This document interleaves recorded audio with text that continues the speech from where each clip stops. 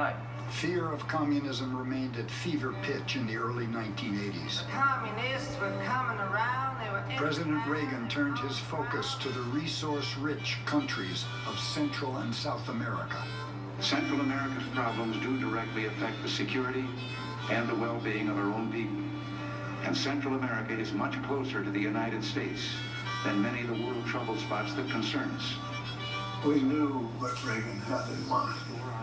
We've been threatened by any country that wants to change the economic system because for 100 years, 200 years, we've taken $3 out of Latin America for every dollar we've invested. So it's been a tremendous source of income for the United States. For 40 years, the United States received first choice on 90% of Nicaraguan exports. In return, the U.S. government supported the dictatorship of the Somoza dynasty.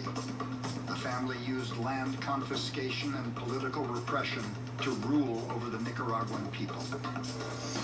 In 1979, the Somozas were driven out after a long war waged by the popular Sandinista party led by Daniel Ortega. 1982. In an attempt to thwart President Reagan's plans to overthrow the Nicaraguan government, Congress passed the Boland Amendment, which prohibited U.S. military aid to the Contras. 1984. Daniel Ortega was elected democratically. His government implemented new social services, providing free education, health care, and land reforms.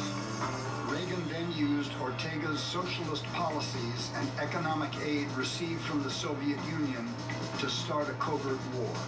Using the National Security Council, the administration sent secret aid to the mercenary soldiers known as the Contras.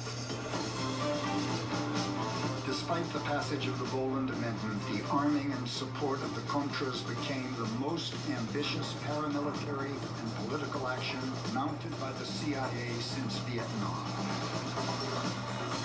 Ortega's new Sandinista government turned to the American peace activists for help. We began at the request of Daniel Ortega's wife to bring people down. She said, look, I don't care who you bring down Republicans, Democrats, but we want people to know that your country is devastating our country.